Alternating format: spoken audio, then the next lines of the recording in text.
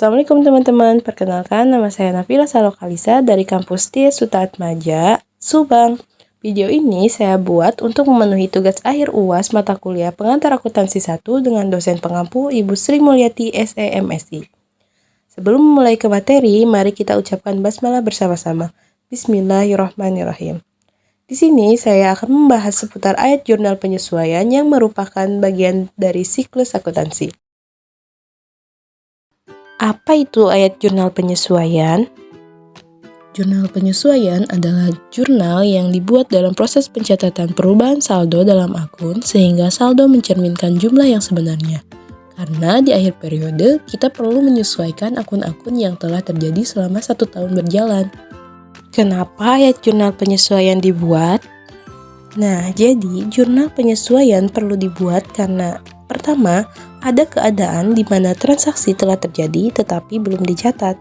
Contohnya seperti beban yang belum dibayar, pendapatan yang belum diterima, penyusutan aktiva tetap. Yang kedua, ada keadaan di mana transaksi telah dicatat tetapi saldo perlu dikoreksi. Contohnya seperti beban dibayar di muka dicatat sebagai harta, beban dibayar di muka dicatat sebagai beban, pendapatan diterima di muka dicatat sebagai pendapatan, dan kesalahan pencatatan dan sebagainya.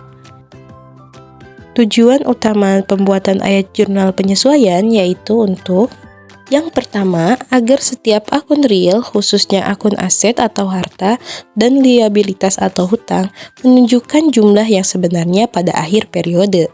Dan yang kedua, agar setiap akun nominal, yaitu akun pendapatan dan beban, menunjukkan besarnya pendapatan dan beban yang harus diakui pada akhir periode. Apa saja sih akun-akun yang memerlukan penyesuaian? Yang pertama, penyusutan aktiva tetap. Contoh aktiva tetap seperti mesin, gedung, dan kendaraan. Pengurangan nilai aktiva tetap perlu dihitung karena kemampuan dalam menghasilkan barang dan jasa seiring waktu berjalan akan menurun. Untuk itu, di akhir periode perlu dibuat ayat penyesuaiannya. Ayat jurnal penyesuaiannya yaitu beban penyusutan bisa kendaraan, mesin, atau gedung di debit, dan akumulasi penyusutan kendaraan, mesin, atau gedung di kredit.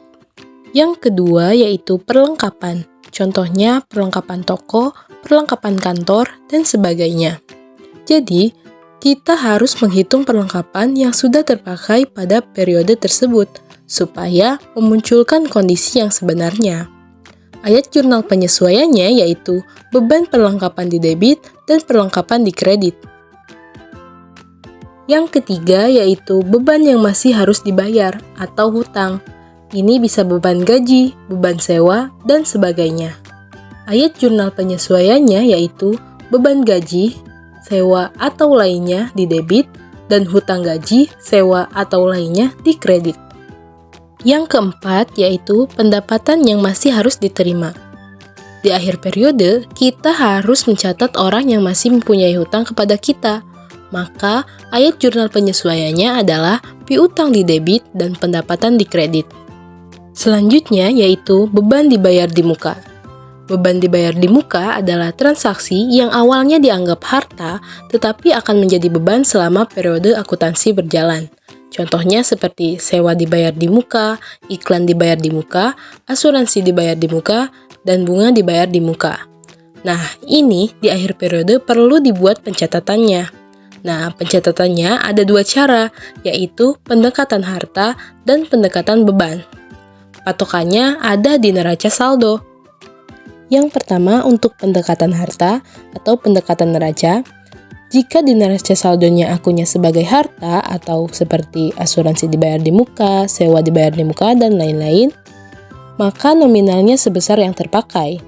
Dan ayat jurnal penyesuaiannya yaitu seperti digambar, beban asuransi atau beban sewa dan sebagainya di debit, dan sewa dibayar di muka atau asuransi dibayar di muka disimpan di kredit. Sedangkan pendekatan beban atau pendekatan laba rugi di neraca saldonya akunnya sebagai beban, seperti beban asuransi, beban perlengkapan, beban sewa, dan lain-lain. Dan nominalnya sebesar yang tersisa. Ayat jurnal penyesuaiannya yaitu seperti digambar. Sewa dibayar di muka atau asuransi dibayar di muka disimpan di debit, dan beban asuransi atau beban sewa dan lainnya disimpan di kredit. Yang terakhir yaitu pendapatan diterima di muka. Contohnya seperti penerimaan sewa gedung yang dibayar di muka secara tunai kepada si pemilik gedung. Pendapatan diterima di muka adalah transaksi yang pada awalnya dicatat sebagai kewajiban ketika pertama kali diterima, tetapi akan menjadi pendapatan selama periode akuntansi berjalan. Nah, pencatatan pendapatan diterima di muka juga dilakukan dengan dua cara atau menggunakan dua pendekatan, yaitu yang pertama, pendekatan hutang dan pendekatan pendapatan. Untuk pendekatan pendapatan, apabila pada saat terjadi transaksi dicatat sebagai beban, maka hitung jumlah yang belum menjadi pendapatan. Ayat jurnal penyesuaiannya yaitu seperti digambar. Pendapatan sewa atau sebagainya di debit, sewa diterima di muka atau sebagainya disimpan di kredit. Sedangkan untuk pendekatan hutang, apabila pada saat terjadi transaksi dicatat sebagai hutang, maka hitung jumlah yang telah menjadi pendapatan di akhir periode. Ayat jurnal penyesuaiannya yaitu seperti digambar. Sewa diterima di muka atau sebagainya disimpan di debit, dan pendapatan sewa atau sebagainya di kredit. Sekian yang bisa saya sampaikan. Sebelum mengakhiri materi kali ini, mari kita ucapkan hamdalah bersama-sama. Alhamdulillahirrabbilalamin. Sekian dari saya. Terima kasih. Wassalamualaikum warahmatullahi wabarakatuh.